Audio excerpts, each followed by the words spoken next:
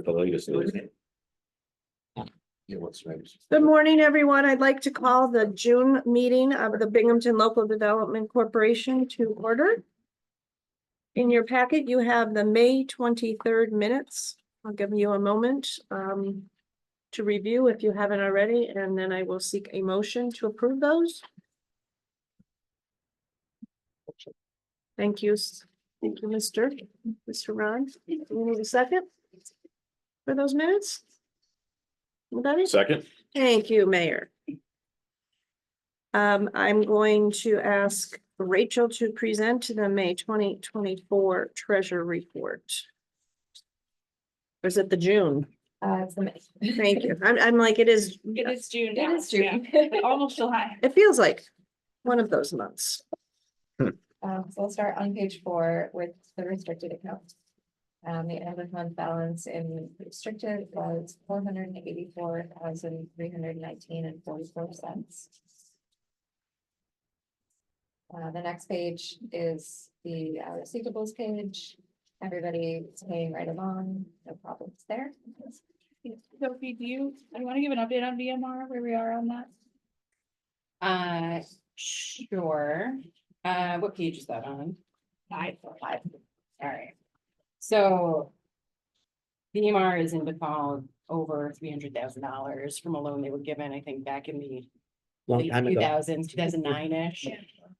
Since that time, there's been a lot of financial wrangling, the end result of which is that we have a judgment against them for this amount, which I don't know if we'll ever collect on. We can renew it every 10 years, but I don't know that we need to keep putting it on here. It just, we've done what we can to try to latch onto their assets, but unless they win the lottery or come into any money or sell a At least it's substantial amount of nuisance for them. property. Because Yeah, if they sell something, they have to get a release. we do have a judgment, I believe, from about 10 years ago, so we'll renew that. We'll keep renewing, we can renew it for another 10 years, and then kind of we're. They had a really nice house that I know is paid for by the father, her father. We got a couple people ahead of us in line for Yeah, I money was as gonna well, say, we're right? probably So- first in line. Well, we'll start the judgment. Therein We is get the rub. 20%. Yeah, and they sell any assets and they come into any money. If there's a transaction, it'll show that there's a judgment. That's right. Lien recorded against their credit. But we're behind state and federal tax liens, So like I said, it's For- nuisance for them. a substantial amount more than they owe us. What about MBT? I think was a financial institute. Yeah, I mean, I can get you guys a more No, detailed that's okay. briefing. I haven't looked at it in a bit, so I don't want to give you misinformation. So if you want a more detailed briefing, let me know. I'll bring it to the July meeting. I think the bottom line is that That's we're, the Reader's Digest. yeah, we're unlikely to get these funds, but we've done everything that we can do to pursue getting them. And if anything That's the long and changes. short of it. Yeah. We So get I a don't, judgment, we're trying to enforce it. But if there's no assets moving, right, there's. and we're behind $1 million creditors. So Mhm. So I think to Sophie's point, I don't know if we need to keep these on here for like auditing purposes. If we do, that's totally fine, but We can check, I mean, we have the audit coming up, so we can check with them. that'd be great. you can leave them on, and then if anything changes, I can flag you guys through it at the next meeting. Thanks. Yeah. Okay, so let's go over to page 6 for the UDAG account. The end of month balance in UDAG was $626,364.96. Nothing major going on in UDAG.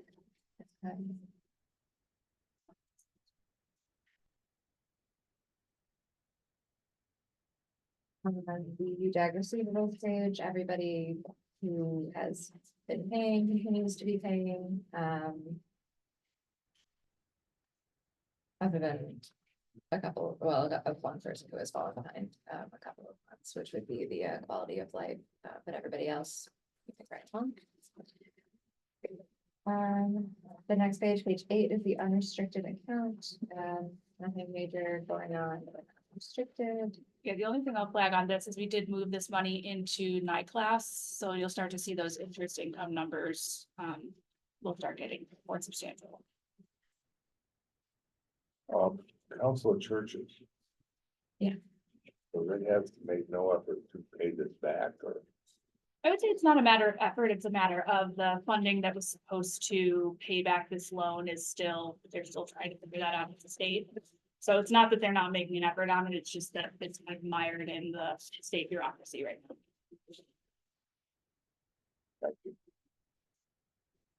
So the following page, page 9, is the master prize triad.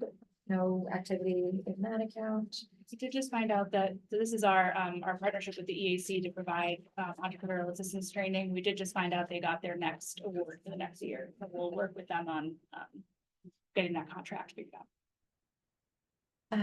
Page 10, the mayor's veteran initiatives, no activity, grant account, no activity on page 11. And then on the delinquency page 12, we already spoke about the MR situation and things that hindrance are ongoing, so. No change there. No,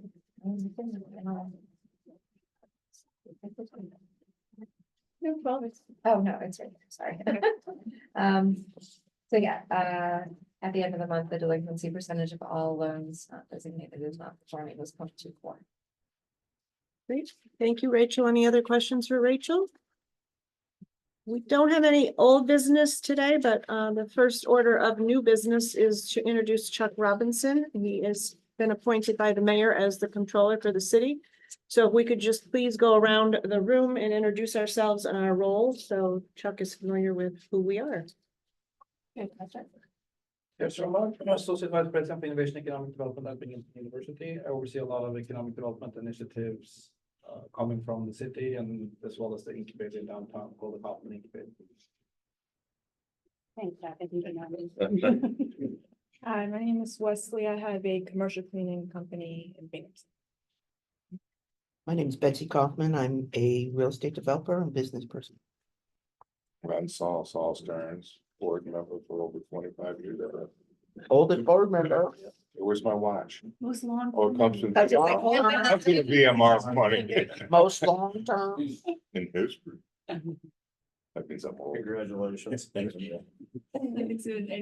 Yep, Susan Farrell, Tioga State Bank. Hello, Chuck. Long time no see.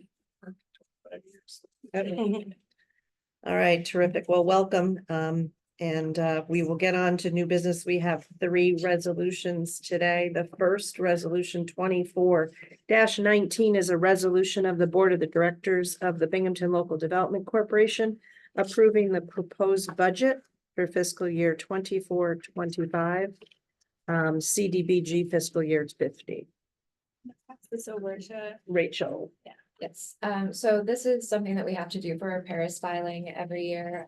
We do kind of, the budget for the upcoming fiscal year, and then they ask for projected budgets out for 4 years. So we kind of take what we know now and project it out, based on, everything that we have in right now. They don't hold us strictly to these budgets, because we have loans coming in and out, so they'll change significantly. They also don't ask us about loan principal, but I listed it there for 2023 because we happen to know. So that's just for you guys. And then the only major change on this budget from previous years is the Boscov's money. So that is the large amount in grant revenue that you see reflected there. And then it also is reflected again at the bottom of the expenses where it says property maintenance expense. So what we're going to do is we're going to draw down from deferred revenue the same amount that we're expending in property maintenance expense. And I have it listed here in the budget according to the schedule that Boscov's gave us of how they're spending the money over the next 2 years. And these budget categories are given to us by Paris, so even though they don't Yes. technically reflect super well what we're Right. doing, we have to fit them into the buckets that we're given, so that's why it's under property maintenance. And Paris is the reporting Yes. software, if you will, that the state uses. So And Triad is where the money went to get the higher interest rate. No, Triad is that EAC, the entrepreneurial assistance. It's when it was set up, it was a partnership between the BLDC, SUNY Broome, and the Okay. Urban League. Urban League, it's yes. the last cop's money. Triad. No, the Triad's the state money that we get to run the. But for the interest, Oh, yeah, She's asking about the class. yeah, that's the interest that's on the Boscov's money. right. It's only 7,000 or Where's the interest? Oh, so the interest from the Boscov's money is not reflected in this budget because we don't have enough information in to project at this point. We've only had it in that class for like 2 months, so we didn't have enough information to project. Okay, Plus, that's gonna change as we take money out to pay for the project. right, okay, But when it is again, it will be It listed will be. under interest income. right, that's what I was like, it was Gotcha. a small number for a large amount of money, so that's why I was asking. Any other questions for Rachel on the budget? We have a motion, please. I'll make a motion. Second. Thank you, Wesley. Resolution. Signed by Ron. All right, second resolution is resolution 20. Say all in Yeah, we need favor. to- Oh, I'm so sorry. Yeah. Thanks, Sophie. I mean, Can we good for please- something, Can yeah. we please vote? So let's just redo. So the mayor made a motion, Wesley made a second, and then all in favor. Yes, can we please? vote? Aye. Aye. Aye. Any opposed? Any No. opposed? No. Any Hearing none, the abstentions? motion passed, or the resolution passed. Thank you. Welcome. So he's become an expert on Robert's rules. Well, it's important. Had some experience. All right, terrific. Resolution 24-20 is a resolution of the Binghamton Local Development Corp. Approving 2607 step-up grants. That's this with Rachel. And Rachel's on the docket again. So these are our final step up grants. We had one kind of like allotment left of $5,000. So we were expecting to do one grant, but we had 2 applicants and it kind of seemed like their asks were kind of right sized to just split the money. It seemed to the committee that, splitting it in half and giving half to one and half to the other would really help them with the capital costs that they are gonna need to really move their businesses forward. So we have Jackie La Venezuela. She is a catering business that does Venezuelan and Latin American food. She was just recently a part of IPOC Restaurant Week, which is great. And then Happy Pappy, he has been a borrower a couple of times over and has been doing great. They have their cart that is at the farmer's market and their bricks and mortar restaurant now. And they're looking to really just expand the capacity of the cart so that they can make more money to support their bricks and mortar restaurant and the future plans for that.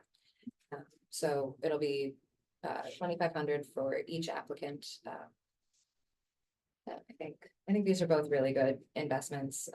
I think they'll, round out what we were doing with the step up program really nicely. And I'll just underscore the income that Happy Happy will be able to do. So what they're doing is they're adding like a second griddle. It's an operation that they are able to do at different locations that they work at, and it enables them to pump out more and more arepas. If you've been to the farmer's market lately, they always have a big line on Sundays and they sell out of everything. So this will help them stay in their bricks and mortar. Summer's a really hard time for the restaurants in Binghamton. You don't have the student traffic. There's just not people are traveling. All of our restaurants see that, and given that Happy Pappy is located kind of over the viaduct, which just tends to get less foot traffic, they're really seeing a downturn in business over the summer, and they want to keep their bricks and mortar. So enabling them to make more money at their cart enables them to stay in that bricks and mortar, get to the fall, and be able to kind of figure out how they move forward. So it's a pretty small amount of money from us, but it makes a big difference for them. Very good. Okay, so do we vote first? No, That's their motion. Okay. Second, yeah. Thank you. Second? I'll second. All right. Thank you very much. All in favor? Aye. Aye. Thank you. Any And opposed? any opposed? All right, we'll get this figured out. You got the hang of it All already. right. I know, we should figure. This is what happens when you get the second one in charge here. All right, to our final resolution of the day, resolution 24-21, a resolution of the Binghamton Local Development Corporation authorizing the president to execute an extension to real estate option agreement with 100 Save-Around Parkway LLC for the Charles Street Business Park open space area, tax parcel number 144-70-1-31.1. And an extension to the real estate option agreement with the 100 Save-Around Parkway LLC for the Charles Street Business Park Lot number 2, tax parcel number 44.70-1-31.1. As it's colloquially known. That's correct. So this is a resolution to authorize the extension of an option agreement that we authorized last year with Save Around. This is for, you guys know where the Emerson building is, where Innovation Associates currently is. This is the lot directly to the south and directly to the north. The lot to the south, Save Around is actively working on constructing a new facility that would be for them. If you guys recall, the reason that they decided to leave the building that they were in was because it was just far too big for their operations. It changed a lot during COVID and they just weren't using the space as well as it could have been. IA's been a great fit there and is making really great use of the space, but Save Around has been out of the city since that time. Is really looking to get back, wants to build this building, is working with a couple of other tenants who would co-locate with them. And I think did you have a conversation with Carrie about their plans? So we sat down with Carrie and Luke, Carrie O'Brien and Luke Stanton to talk about this, and I believe Susan followed up with Carrie afterwards, specifically on this building. Yeah, so what they're looking to do is to move their operations there and then again to find a co-tenant. And they're in discussion with a couple people and we actually brought someone else to their, you know, to speak to. So they were pretty excited about that and they already have their drawings. So they're moving ahead. So that is the one lot and What's the square footage of their proposed? they're looking at 14,000, but they, you know, they may, depending upon what tenants they bring in. So the land, the way that it's graded, the way that what they're looking at is putting in kind of a basement level and then a level above that. And, you know, they're looking at parking, so they're well underway to move that forward. We talked to them about some of the incentives that they might be able to look at, including, you know, an SBA 504 or, you know, the link deposit program. But so, you know, they're moving forward with that. Yeah, and they've said that they would like to break ground on that in September. You know, any construction estimates I get, I add 90 days on at least. But they really do want to move on that. So that's the piece of it that is most active. To the north, that was always intended to be a potential expansion for IA. They have a couple of years left on their lease in Johnson City. So in the next 12 months, they need to make a decision on what they're doing at that facility. Because they either need to decide to extend their lease there or they need to start building a building elsewhere. Because it's going to take a certain number of years to actually get that building off the ground. So even though that's one where we still don't quite know what's happening, we wanted to give them the option to have that 12-month extension because IA's presence there has been so great and everyone who is in the facility is having a really great experience. The employees are very happy, the company is very happy. So I think I'm more optimistic than I have been that they will expand the Charles Street Business Park, just given the positive experience that they've had. But it's one where we're going to give them that 12 months to figure it out. We are going to be aggressively pushing them to make a decision in that 12 months because they have to. Their lead time is such that if they don't make a decision in the next 12 months, they will not have a facility ready by the time that their lease ends. And I got the sense that they really are not intending to stay the manufacturing in Johnson City. I think that that's kind of outgrown its usefulness, if you will, for them. They probably want to be closer together too. Absolutely. So they have 85 people already in the Charles Street Business Park and then, you know, 150 plus in Johnson City. So it absolutely makes sense for them to be together. And they did talk about, you know, that they're just so happy. IA is so happy with the facility that they're in, that their customers who come in as prospective customers, you know, I mean, they have a whole prototype there. It's wild. So they're, you know, I think they're committed. Yeah, So- yeah. The facility in Johnson City is just, it's broken up in such a way that it's hard to do a continuous manufacturing operation there.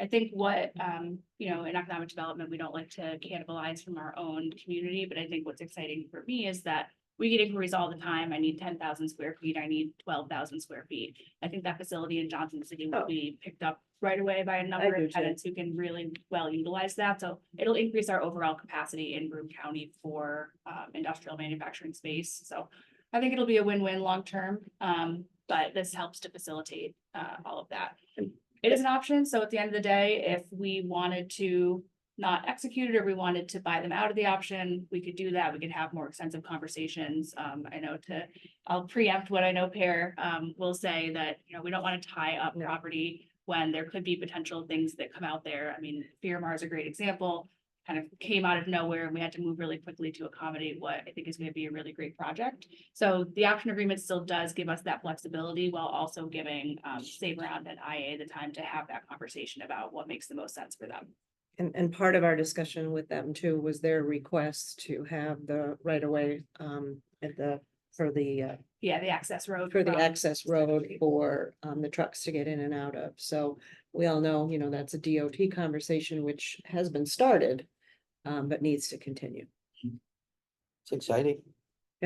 Any questions? Any questions? Is there still Empire Zone money? I- Incentives, Think so. because it's energy, it's.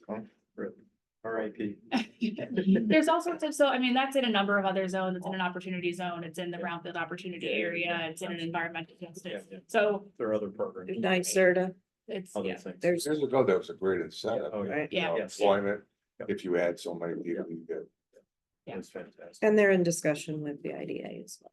yes, yeah. Any new build, Yep. you're gonna need to stack all of these incentives together. So we had the very beginning of that conversation with Save Around, but a longer term conversation. Motion? I'll make a motion. Second. Thank you, Betsy. All in favor? Aye. Aye. Any opposed?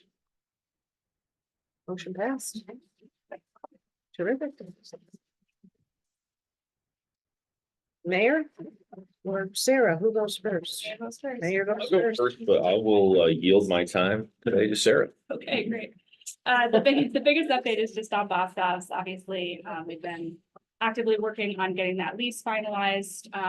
They have one more round of edits they're gonna send back and we'll have a conversation about that. It's all very minor. I could see this being wrapped up in the next month or two. During this period where they're under their previous lease, they've been continuing to pay the county what is owed. So, you know, they're still active under their existing lease. The next lease is just what moves us into the next phase of the project.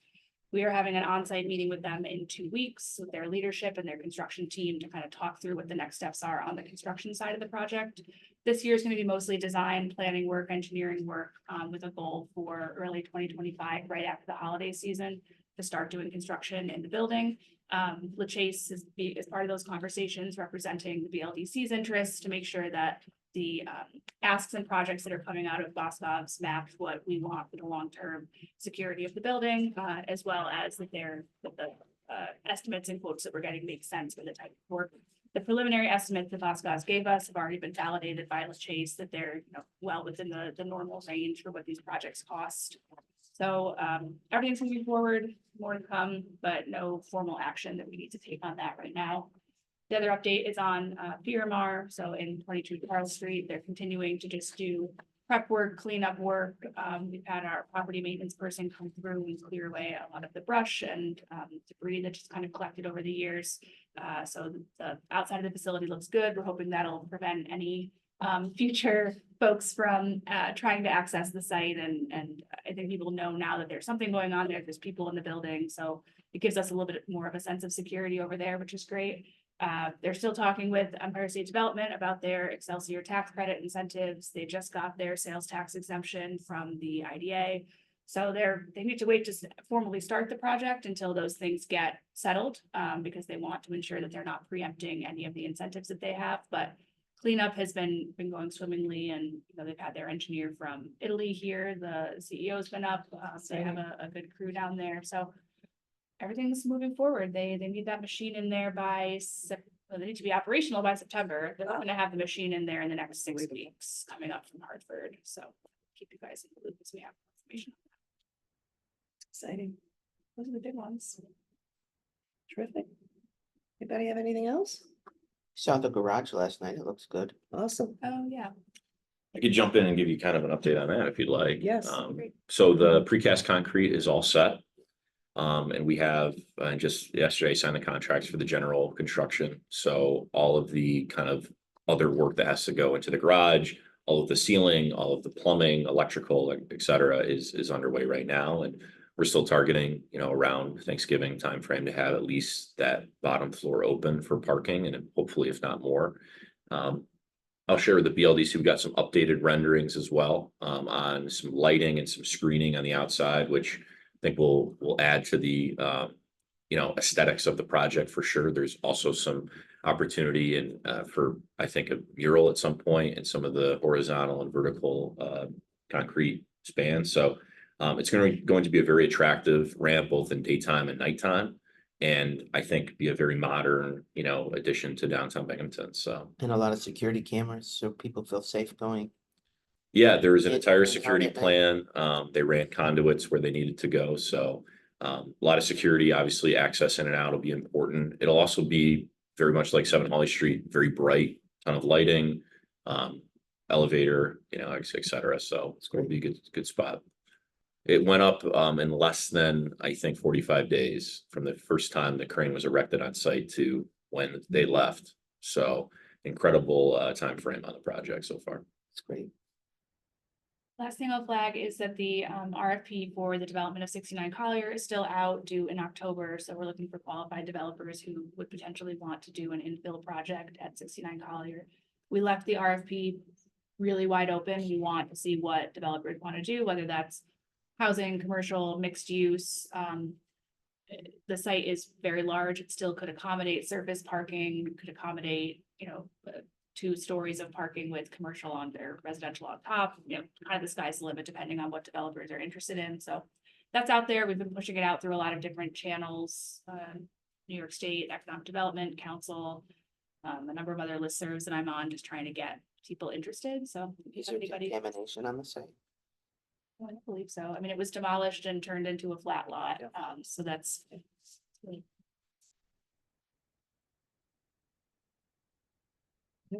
So we have our next BLDC board meeting on July 25th.